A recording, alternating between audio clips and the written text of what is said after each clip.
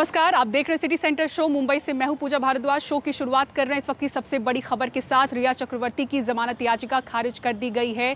3 दिनों की लंबी पूछताछ के बाद ड्रग्स मामले की जांच कर रही एनसीबी ने आज रिया को गिरफ्तार किया था, जिसके बाद वीडियो कॉन्फ्रेंसिंग के जरिए रिया की पेशी हुई। उसके बाद न्यायिक हिरासत में भेजा गया और फिर जमानत याचिका को खारिज किया गया है। आज रात भर एनसीबी सेल में ही रिया चक्रवर्ती गुजारने वाली है। इसी खबर पर ज्यादा जानकारी दे रहे हैं मेरे सहयोगी सुनील सिंह। सुशांत सिंह राजपूत केस में फंसी मुख्य आरोपी रिया चक्रवर्ती एनसीबी के से जुड़े ड्रग्स मामले में गिरफ्तार हुई। यहां पर उनको वीडियो कॉन्फ्रेंसिंग के जरिए मजिस्ट्रेट के सामने पेश किया गया। एनसीबी ने रिमांड नहीं मांगी, लिहाजा उनके वकील ने जमानत अर्जी दी। तकरीबन 2.5 घंटा बहस चली, लेकिन अंततः मजिस्ट्रेट ने जमानत अर्जी को खारिज कर दिया। यानी कि रिया चक्रवर्ती को अब इस एनसीबी सेल में ही रात गुजारनी होगी। कल उन्हें भाईखला जेल ले जाया जाएगा और उनके वकील को अब सेशन कोर्ट में अर्जी देनी होगी जमानत की। मामला भले ही सुशांत सिंह राजपूत केस की संदिग्ध मौत से जुड़ा है, लेकिन ये ड्रग्स का मामला है जिसमें 9 लोग पहले गिरफ्तार हो चुके थे, उसमें से 3 जमानत पे हैं। रिया चक्रवर्ती का भाई शोइक चक्रवर्ती भी इसमें गिरफ्तार है, सैमुअल मिरांडा गिरफ्तार है, दीपेश सावंत भी गिरफ्तार है और आज जो है 10वें आरोपी के रूप में गिरफ्तारी हुई रिया चक्रवर्ती की। 3 दिन लगातार पूछताछ चलती रही। रिया चक्रवर्ती ने हाने खुद ड्रग्स लेने की बात तो कबूल नहीं की, लेकिन उन्होंने पूछताछ में ये ज़रूर माना कि वो सुशांत सिंह राजपूत के लिए ड्रग्स खरीदती थी। यहाँ तक कि शोइक चक्रवर्ती, सैमुअल मिरांडा और दीपेश सावंत ने भी पूछताछ में ये बताया कि रिया चक्रवर्ती और सुशांत दोनों ड्रग्स के लिए लाने के लिए कहते थे। रिया चक्रवर्ती कभी कभी उसके लिए फाइनेंस की भी करती थी, यानी पैसे भी देती थी। तो इस लिहाज से चूँकि उन्होंने खुद माना कि वो सुशांत सिंह राजपूत मिलकर ड्रग्स मंगाते थे, तो इस पूरे सिंडिकेट का एक एक्टिव मेंबर के तौर पर रिया चक्रवर्ती को माना गया है और उनकी गिरफ्तारी हुई। हालांकि बहुत उम्मीद बन गई थी, जिस तरह से एनसीबी ने साफ कर दिया था कि वो उनका रिमांड नहीं मांगेगी, तो वो तुरंत जेसी में चली गई और जेसी के बाद जमानत की एक उम्मीद बन गई थी। लेकिन 2.5 घंटे के बहस के बाद उनके वकील ने तगड़ा पक्ष रखा। यहाँ तक कि ये भी मुद्दा उठाया कि रिया चक्रवर्ती से पूछताछ में सिर्फ पुरुष अफसर रहे, महिला अफसरों ने पूछताछ नहीं की। लेकिन कई दलीलें इसके साथ भी दी, लेकिन अंततः मजिस्ट्रेट ने भले ही समय लिया, लेकिन उन्होंने जमानत अर्जी खारिज कर दी। अब रिया चक्रवर्ती को यहीं रात गुजारनी होगी इसी एनसीबी के सेल में। कल उन्हें भाईखला जेल ले जाया जाएगा और अब सत्र न्यायालय में अर्जी देनी होगी जमानत की और तभी उनको फिर आगे का उनका रास्ता खुलेगा कि वह सत्र न्यायालय से उन्हें जमानत मिल पाती है या नहीं। मुंबई से कैमरामैन संतोष का सुनील सिंह, NDTV इंडिया के लिए। बॉलीवुड एक्ट्रेस कंगना रनौत और महाराष्ट्र सरकार के बीच जो बयानबाजी चल रही थी वो अलग अलग मोड़ लेती हुई नजर आ रही है। आज मुंबई के पालेर इलाके में कंगना का जो दफ्तर मौजूद है, वहां पर स्टॉप वर्क यानी कि काम रोकने का नोटिस भेजा गया। इसी के साथ काफी पहले जो कंगना के ऊपर ड्रग्स के आरोप लगे थे, उसके भी जांच के आदेश दे दिए गए हैं। सोमवार को कंगना रनौत के दफ्तर पर बीएमसी कर्मचारियों की जांच के बाद मंगलवार सुबह दफ्तर पर बीएमसी ने स्टॉप वर्क ऑर्डर का नोटिस चिपकाया। नोटिस के अनुसार इस दफ्तर में कई अवैध निर्माण हुए हैं। साथ ही 24 घंटों में बीएमसी ने निर्माण से जुड़े दस्तावेज देने की मांग की है। जिसकी कंप्लेंट आती है बार बार, तो उसकी तहकीकात की जाती है। तो उन्होंने वो तहकीकात की है। ऐसे अभी मुंबई का अपमान, महाराष्ट्र का अपमान, ऐसे मुंबई कर या महाराष्ट्र के लोग बोल रहे हैं, तो ऑब्वियसली एक उंगली जब भी हम दूसरी जगह में दिखाते तो 3-4 उंगली अपने पास होती है। खुद गलत करेगी और ऐसी ऐसी बात करेगी तो किसी को लगा होगा मे बी। तो कंप्लेंट जिसने दी होगी, तो कंप्लेंट 1 नहीं 2 नहीं ऐसे आते हैं, तो जाके तहकीकात की है। केवल बीएमसी ही नहीं, मंगलवार को महाराष्ट्र सरकार ने भी कंगना रनौत से जुड़े कई बयान दिए। शिवसेना विधायक प्रताप सरनाईक ने विधानसभा में साल 2016 में एक अखबार के इंटरव्यू का जिक्र करते हुए बताया कि अभिनेता अध्ययन सुमन ने कंगना रनौत पर ड्रग्स लेने के आरोप लगाए थे। अब महाराष्ट्र सरकार इस मामले पर जांच करने की बात कर रही है। कंगना रुनावत जो है, उसके ताल्लुकात या संबंध जो भी है शेखर सुमन का जो लड़का है अध्ययन सुमन, इनकी दोस्ती थी और अध्ययन सुमन ने डीएनए के एक इंटरव्यू को उसमें उसने बताया कि कंगना रनावत ये ड्रग लेती है और उसी प्रकार मुझे भी उन्होंने कई बार जबरन ड्रग देने की कोशिश किया। इस प्रकार का निवेदन दोनों विधायक ने हमको दिया। इस बार की पूरी डिटेल हमारी मुंबई पुलिस चौकसी करेंगी।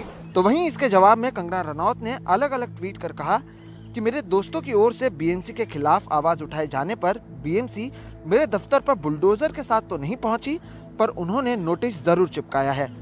मैंने बहुत कुछ दांव पर लगाया है। आपके प्यार और समर्थन के लिए शुक्रिया। ड्रग्स की जांच पर कंगना ने कहा, मैं खुश हूं कि मुंबई पुलिस और अनिल देशमुख मेरे ड्रग्स मामले में जांच करना चाहते हैं। मैं अपने फोन रिकॉर्ड और बाकी जरूरी सभी चीजें देने को तैयार हूं। अगर मेरे ड्रग पेडलर के साथ कोई संपर्क मिल जाए तो मैं हमेशा के लिए मुंबई छोड़ दूंगी। ये महज संयोग नहीं है कि कंगना रनौत के दफ्तर पर तभी कार्रवाई की जाती है जब कंगना और शिवसेना के बीच में तू मैं होती है और उसके बाद ही पुराने ड्रग्स के आरोप भी सामने आते हैं। बहरहाल महाराष्ट्र में मानसून सत्र केवल 2 दिनों के लिए था और इन 2 दिनों में कोरोना, अस्पताल या किसानों से ज़्यादा चर्चा कंगना रनौत पर हुई, जिससे पता चलता है कि प्रशासन की भी प्राथमिकता क्या है। मुंबई से पूर्वा चिटनिस और कैमरा पर्सन प्रवीण जिरोहित के साथ सोहित मिश्रा, एनडीटीवी इंडिया। कन्नड़ अभिनेत्री रागिनी द्विवेदी के बाद अब ड्रग्स पेडलिंग के मामले में गाज एक और अभिनेत्री संजना पर गिरी है। बेंगलुरु में उसके घर की तलाशी ली गई है। इसी के साथ साथ एक और आरोपी के घर पर जब दबिश दी गई तो पुलिस हैरान रह गई, क्योंकि आरोपी की एक तस्वीर पुलिस की वेशभूषा में नजर आई। देखिए रिपोर्ट। ये तस्वीर वीरेन खन्ना की है, पुलिस इंस्पेक्टर की वर्दी में। वो खुद ड्रग्स मामले में आरोपी है और क्राइम ब्रांच ने दिल्ली से उसे गिरफ्तार किया था। मंगलवार को सर्च के दौरान बेंगलुरु में उसके घर से पुलिस की वर्दी मिली और ये तस्वीर भी। इस बीच क्राइम ब्रांच ने कन्नड़ फिल्मों की अभिनेत्री संजना गलरानी के घर पर छापा मारा। संजना और अभिनेत्री रागिनी द्विवेदी के बीच की कड़ी है Viren Khanna. Anybody and everybody, if you know all section of society. देखिए, समाज के तकरीबन सभी तबके में ड्रग्स का प्रभाव दिख रहा है। हम चाहते हैं कि इससे मुक्ति मिले। मुख्यमंत्री के निर्देश पर हम ये कोशिश कर रहे हैं ताकि युवा पीढ़ी इससे बच सके। Our honorable chief minister under his leadership, we are trying our best. Kannada फिल्मों के जाने माने प्रोड्यूसर इंद्रजीत लंकेश ड्रग्स मामले की जांच कर रही क्राइम ब्रांच के सामने खुद ही आए और बयान दिया कि 15 ऐसे बड़े लोग कन्नड़ फिल्म जगत से जुड़े हैं जिनका ड्रग्स के धंधे से सरोकार है। पुलिस ने जांच की तो रवि नाम का एक सरकारी कर्मचारी उसकी गिरफ्त में आया। फिर रागिनी द्विवेदी, एक विदेशी के साथ साथ अब संजना गलरानी। ड्रग्स माफिया का नेटवर्क किस तरह फैला हुआ है वो यहाँ लगातार हो रही गिरफ्तारियों से पता चलता है। कई जाने माने नाम सामने आ चुके हैं। ये अपने गोरख धंधे को आगे बढ़ाने के लिए कहीं तकनीक का सहारा लेते हैं तो कहीं स्थानीय डिलीवरी बॉयज का। बेंगलुरु से कैमरामैन गोविंद मूर्ति के साथ निहाल खिदवई, एनडीटीवी इंडिया। उत्तर प्रदेश में अपराध बेलगाम है। ग्रेटर नोएडा की एक पॉश सोसाइटी के अंदर एक कार में बैठे 2 प्रॉपर्टी डीलर्स को गोली मारी गई। दोनों की मौत हो चुकी है। इस दोहरे हत्याकांड को अंजाम देने के बाद जो कातिल है वो फरार हो चुका है और पुलिस उनकी तलाश में जुटी है। दिल्ली से सटे ग्रेटर नोएडा में अजनारा ली गार्डन सोसाइटी के अंदर खड़ी इस कार में सोमवार रात ताबड़तोड़ फायरिंग हुई। बाइक पर सवार 2 लोग आए और रात 9 से 10 बजे के बीच कार की अगली सीट पर बैठे डालचंद शर्मा और अरुण त्यागी को कई गोलियां मारी। गोलियों के निशान कार में साफ दिख रहे हैं। वारदात कर बड़े आराम से आरोपी फरार हो गए। पुलिस घायलों को अस्पताल ले गई, लेकिन दोनों की मौत हो गई। दोनों पेशे से प्रॉपर्टी डीलर थे और इसी सोसाइटी में रहते थे। कार में पीछे वाली सीट पर 2 लोग और बैठे थे, लेकिन उन्हें गोली नहीं लगी। वहीं डालचंद को 5 से ज्यादा और अरुण को 3 गोलियां लगी थीं। गाड़ी बिल्कुल पार्क ऐसे हो रखी थी जैसे बिल्कुल पार्क करवाई हो उसने। उसके बाद 2 लोग पहले तो 3-4 बार राउंड मारा इन्होंने। राउंड मारते मारते फिर एक लड़का साइड से गया, एक दूसरी साइड से गया। उन्होंने दोनों ने गोली चलाई। ठीक है जी। उसके बाद जो पीछे गोली चलाने वाले भाग गए, जो 2 पीछे बैठे हैं उनको कुछ नहीं हुआ। वारदात के बाद सोसाइटी के लोग दहशत में हैं। उनका कहना है कि ना तो यहाँ पुलिस दिखती है और ना ही बिल्डर की तरफ से सोसाइटी को सुरक्षित रखने के उपाय किए गए हैं। कई जगहों पर सोसाइटी में आने जाने के रास्ते हैं जिससे लोग अंदर गाड़ी खड़ी कर शराब पीते हैं। लोगों ने पुलिस और बिल्डर के खिलाफ नारेबाजी की। ओवरऑल मुद्दा वही है कि जो ग्रेटर नोएडा की जो सुरक्षा है वो बहुत ही कम है। उसके बाद जब सोसाइटीज़ में आ जाती हैं तो यहाँ की सिक्योरिटी एजेंसीज बड़ी इसको लाइट में रहती है। वो हमेशा इस चीज़ में लगी रहती है कि एक अनहोनी घटना हो, और कल इस अनहोनी घटना ने पूरे नोएडा एक्सटेंशन को, जिसको ग्रेटर नोएडा वेस्ट भी कहते हैं, उसको झकझोर दिया है। यहाँ पे सिक्योरिटी भी कम है, लॉ एंड ऑर्डर की भी दिक्कत है। सबसे बड़ी प्रॉब्लम यहाँ पर ये है कि यहाँ पे बिल्डर सुनता नहीं किसी बात की, नए नए टावर बनाते जा रहे हैं। वहीं पुलिस का कहना है कि शुरुआती जांच में मामला आपसी रंजिश का लग रहा है, जिसमें ये रहने वाले हरियाणा के हैं, डालचंद पलवल के, और इनके 2001 में जो है इनके भाई की हत्या हुई थी, जिसमें काफ़ी लोग जेल गए थे। उसके बाद 2017 में मथुरा में जो है वो कोसी कला थाना पड़ता है, वहाँ पर डालचंद के ऊपर एक हत्या का मुकदमा दर्ज हुआ था। इनके घर वालों के द्वारा जो है जो तहरीर दी गई है उसमें 7 लोगों के बारे में 22 दफ़ा में बताया गया है कि इनका भी जो है इन्वॉल्वमेंट हो सकता है। हम उस बिंदु पर भी जाँच कर रहे हैं, और बाकी इनका और किससे कोई रंजिश या कोई झगड़ा या कोई और पहलू है, हम सभी पहलुओं पर जाँच कर रहे हैं। पुलिस के मुताबिक पुरानी दुश्मनी के चलते ही डालचंद शर्मा अपना नाम विराट बताकर यहाँ पहचान छिपाकर रह रहे थे। पिछले 24 घंटों में गौतम बुद्ध नगर में कई वारदातें हुई, जिससे साफ है इनकाउंटर करने वाली पुलिस का अपराधियों के मन में कोई खौफ नहीं। ये मामला भले ही आपसी रंजिश का हो, लेकिन अभी तक इस दोहरे हत्याकांड में कोई भी गिरफ्तार नहीं हुआ है। वहीं बढ़ती आपराधिक वारदातों से केवल गौतम बुद्ध नगर ही नहीं बल्कि उत्तर प्रदेश सुर्खियों में है। ग्रेटर नोएडा से कैमरामैन सचिन गुप्ता के साथ मैं मुकेश सिंह, एनडीटीवी इंडिया। रविवार को बुलंदशहर से सवारी छोड़कर आ रहे दिल्ली के कैब ड्राइवर की ग्रेटर नोएडा के बादलपुर इलाके में हत्या कर दी गई। परिवार के मुताबिक मारने से पहले उसे जय श्री राम बुलवाया गया। वहीं पुलिस इसे सांप्रदायिक रंग देने से साफ इनकार कर रही है। सौरभ शुक्ला की ये रिपोर्ट देखिए। पैसे ले जाते, सब कुछ ले, मेरे पापा को छोड़ देते, पापा को छोड़ देते। दिल्ली के रहने वाले 45 साल के कैब ड्राइवर आफताब आलम के बेटे के आंसू थम नहीं रहे हैं। आफताब आलम की रविवार रात ग्रेटर नोएडा के बादलपुर में कुछ लोगों ने हत्या कर दी। आफताब एक सवारी छोड़कर बुलंदशहर से वापस आ रहे थे और रास्ते में 3 लोगों को उन्होंने अपनी गाड़ी में बैठाया था। उनको कहा कि आगे छोड़ देने के लिए। पापा को डाउट हुआ कि ये लोग ठीक नहीं है। बेटे साबिर का कहना है कि पिता ने उन्हें फोन किया था और जब उन्हें लगा कि कुछ गड़बड़ है तो उन्होंने पूरी कॉल रिकॉर्ड कर ली। पापा को डाउट हुआ कि ये लोग ठीक नहीं है। साबिर का कहना है कि कॉल रिकॉर्डिंग में एक जगह है उनके पिता से आरोपी जय श्री राम कहने के लिए बोलते हैं। पापा ने मुझे कॉल लगा के साइड में रख दिया फोन। मैं यहाँ उनकी पूरी बात सुन रहा था। रिकॉर्डिंग आप सुन सकते हैं, जो रिकॉर्डिंग मेरे पास है। 7 से 8 मिनट पे उन्होंने उनको फोर्स किया, बोलो जय श्री राम, बोलो जय श्री राम। पापा ने जय श्री राम बोला, उनको गाड़ी से उतार के गेट बंद करने की आवाज़ आती है और उनको सर पूरी तरह मारा जाता है। अगर लूट पार्टी घटना है तो गाड़ी क्यों नहीं लेके गए? गाड़ी में मेरे वॉलेट भी है, गाड़ी मेरी सही सलामत है, गाड़ी में एक स्क्रैच नहीं है, एक ब्लड का निशान नहीं है। उन्होंने गाड़ी से उतार के मारा है। लेकिन पुलिस इस पूरे प्रकरण को एक आपराधिक घटना बता रही है। पुलिस के मुताबिक किराए को लेकर हुए विवाद में ये हत्या हुई है और अपराधी किसी दुकान वाले से जय श्री राम कह रहे हैं। ये टैक्सी ड्राइवर जो है वो दिल्ली से, गुड़गांव से सवारी लेकर के और बुलंदशहर भूड़ चौराहे के पास गया है, वहाँ उसको छोड़ा और उसके बाद इसने बिना बुकिंग के सवारी बिठाई और सवारी बिठा करके ला रहा था। जो टोल प्लाजा हमारा, वहाँ पे भी जो है ये कुछ लोग उतर करके इस चीज़ की बातचीत कर रहे हैं, टोल देने को लेकर के कुछ बातचीत हो रही है। उसके बाद जो है वो इसकी जब घायल अवस्था में बॉडी मिली तो हमने इसको अस्पताल में भर्ती कराया और मुकदमा पंजीकृत कर लिया गया। चूँकि घटनास्थल चूँकि ये बुलंदशहर का था, उसके बावजूद भी हमने मुकदमा पंजीकृत कर लिया गया। पुलिस अब तक किसी आरोपी को गिरफ्तार नहीं कर पाई है और तो और अब तक किसी आरोपी की पहचान तक नहीं हुई है। पुलिस को NH91 के टोल प्लाजा से CCTV मिला है, जिसके आधार पर आरोपियों की शिनाख्त की कोशिश चल रही है। नोएडा पुलिस ने पूरे केस को बुलंदशहर पुलिस को ट्रांसफर कर दिया है, क्योंकि आरोपी कैब में बुलंदशहर से बैठे थे। परिवार का कहना है कि उन्हें जय श्री राम बुलवा करके मारा गया। ये धार्मिक आधार पर हत्या की गई है। पुलिस कह रही है इसमें ऐसा कुछ भी नहीं है, ये एक आपराधिक घटना है। किराए को लेकर विवाद हुआ और उसमें इनको जान से मार दिया गया। यानी आदमी की मौत तो हुई, तो अगर आदमी की मौत हुई तो 2 दिन बीत गए हैं घटना की।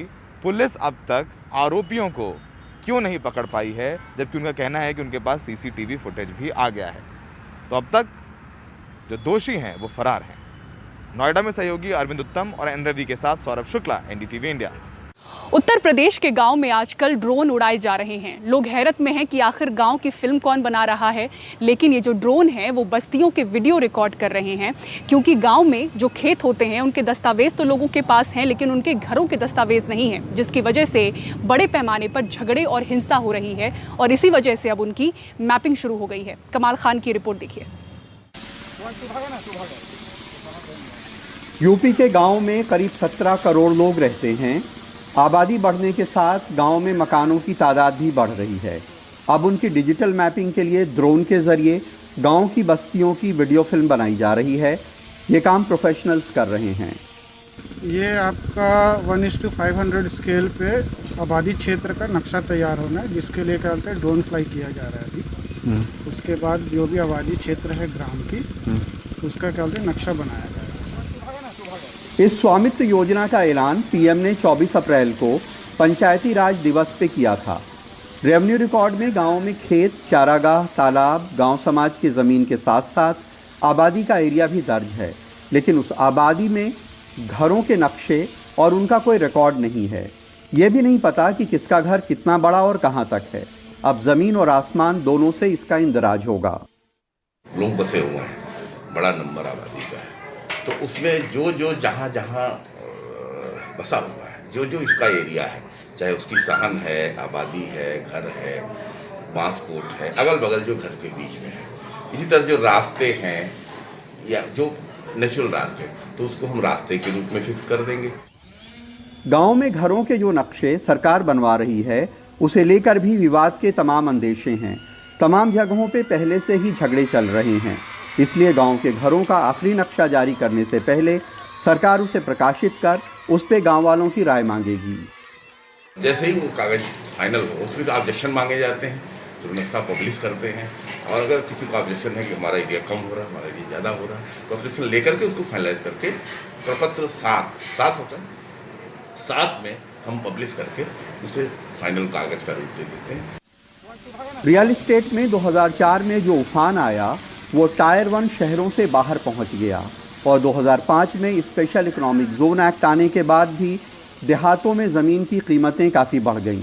बड़े पैमाने पर गाँव में शहरीकरण हुआ और बड़ी तादाद में बिल्डर वहां प्लॉटिंग कर महंगी ज़मीनें बेचने लगे। इससे गाँव में भी ज़मीनों की कीमत आसमान छूने लगी और झगड़े बढ़ गए। हाल के दिनों में गाँवों में घरों की ज़मीनों को लेकर होने वाले झगड़े भी कई गुना बढ़ गए हैं, क्योंकि कभी जो ज़मीन मिट्टी के मोल हुआ करती थी, अब वो सोने की तरह कीमती हो गई है। यूपी का शायद ही कोई ऐसा गांव हो जहां नाली, खड़ंजे और रास्ते को लेकर के झगड़े नहीं चल रहे हों। इसलिए ज़रूरी हो गया है कि गांवों में घरों के नक्शे हों, उनका रिकॉर्ड हो, ताकि इसको लेकर होने वाली फौजदारी को रोका जा सके। सोनभद्र में प्रभात, बहराइच में सलीम सिद्दीकी और लखनऊ में कैमरामैन विनीत वर्मा के साथ कमाल खान, NDTV इंडिया।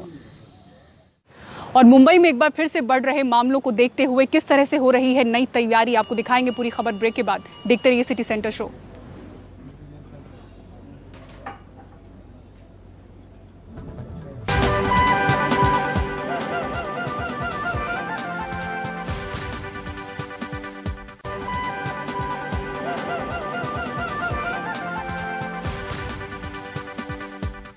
मुंबई रोजाना 2000 कोरोना के मामलों को लेकर खुद को तैयार कर रही है। जैसे जैसे मामले बढ़ रहे हैं, आईसीयू बेड की किल्लत की रिपोर्ट भी सामने आ रही है।